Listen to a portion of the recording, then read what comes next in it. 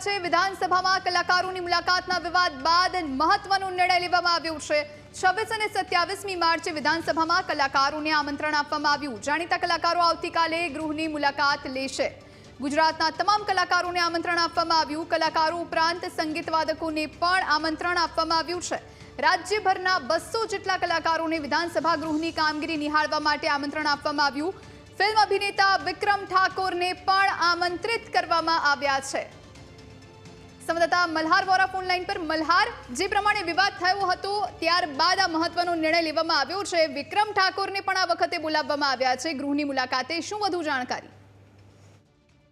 જોઈ ચોક્કસથી નજર કરીએ તો જ્યારે વિધાનસભા સત્રનો આરંભ થયો હતો અને થોડાક દિવસો પહેલા જે રીતે વિધાનસભામાં જે છે તે ગુજરાતના કલાકારોએ જે છે તે વિધાનસભાની મુલાકાત લીધી હતી, જેને લઈને ક્યાંક ને ક્યાંક કલાકારોની અંદર જે છે તે પ્રતિપાદ જે છે તે જોવા મળ્યો હતો। એટલે કે કલાકારોના મનની અંદર જે છે તે શંકા કુશંકા ઉભી થઈ હતી, નારાજગી વ્યક્ત કરતા જોવા મળ્યા હતા। તે વચ્ચે હવે વિધાનસભામાં જે છે તે નિર્ણય કરવામાં આવ્યો છે કે આગામી 26 અને 27 માર્ચના રોજ વિધાનસભા જોવા માટે કલાકારોને આમંત્રણ આપવામાં આવ્યું છે। ગુજરાત રાજ્યના જાણીતા કલાકારોને જે છે તે આમંત્રણ આપવામાં આવ્યું છે। અંદાજિત 150 થી 200 જેટલા કલાકારો જે છે તે આવનારા 2 દિવસની અંદર ગુજરાત વિધાનસભાની મુલાકાત લેશે। તેની અંદર ગુજરાતી ફિલ્મના જે કલાકાર જે છે વિક્રમ ઠાકોર, જે ખૂબ જ મોટા અભિનેતા છે, તેઓને પણ જે છે તે આમંત્રણ આપવામાં આવ્યું। કારણ કે અગાઉ જ્યારે વિક્રમ ઠાકોરને આમંત્રણ નહોતું મળ્યું ત્યારે તેઓએ નારાજગી વ્યક્ત કરી હતી। ખાસ કરીને તેમણે કહ્યું હતું ક્ષત્રિય અને ઠાકોર સમાજ સહિત અન્ય પણ કેટલાક સમાજના લોકો,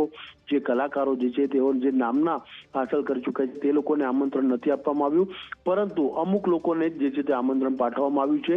આ વાતને લઈને વિવાદ વકર્યો હતો અને ત્યારબાદ હવે વિધાનસભા દ્વારા જે છે તે ગુજરાત રાજ્યના નામાંકિત 200 થી 150 જેટલા કલાકારોને જે છે તે આગામી 26 અને 27મી માર્ચના રોજ જે છે તે ગુજરાત વિધાનસભાની મુલાકાત લેવા માટેનું આમંત્રણ પાઠવ્યું છે।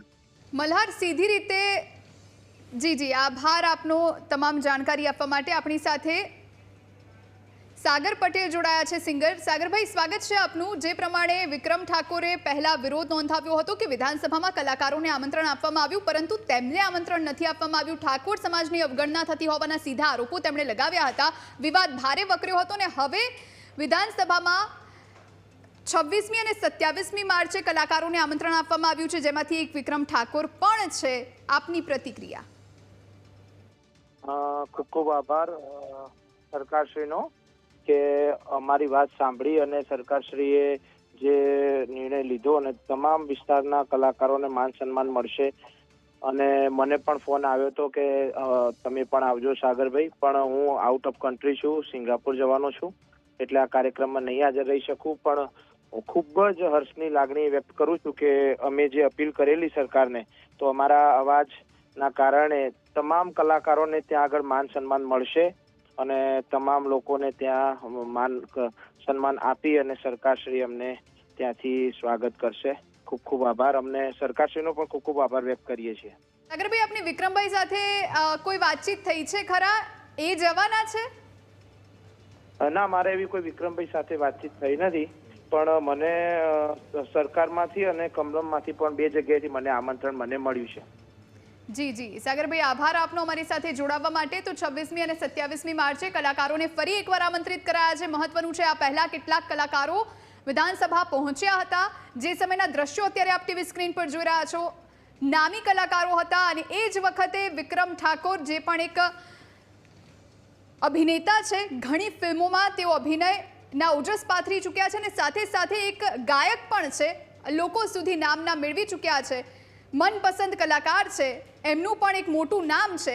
તેમ છતાં તેમને વિધાનસભામાં આમંત્રણ નહોતું આપવામાં આવ્યું, જેને લઈ તેઓ રોષે ભરાયા હતા। તેમણે પોતાનો વિરોધ વ્યક્ત કર્યો હતો। આ સાથે ઠાકોર સમાજની અવગણના થતી હોવાનું પણ તેમણે કહ્યું હતું। ત્યારે હવે ફરી એકવાર આ મહત્વનો નિર્ણય લેવામાં આવ્યો છે અને જે કલાકારો છે તેમને આમંત્રિત કરવામાં આવ્યા છે અને એમાંના જ એક છે સાગર પટેલ અને વિક્રમ ઠાકોર। હવે વિક્રમ ઠાકોર આ આમંત્રણ સ્વીકારી અને વિધાનસભા ગૃહમાં જાય છે કે કેમ, તેની પર પણ નજર રહેશે, પરંતુ તમામ ગુજરાતી કલાકારોને આમંત્રણ આપવામાં આવ્યું છે. આ સિવાય સંગીત વાદકો હતા, એમને પણ ફરી એકવાર આમંત્રિત કરાયા છે. લગભગ 200 જેટલા કલાકારો છે રાજ્યભરમાંથી, જેમને વિધાનસભા ગૃહની કામગીરી નિહાળવા માટે આમંત્રણ આપવામાં આવ્યું છે.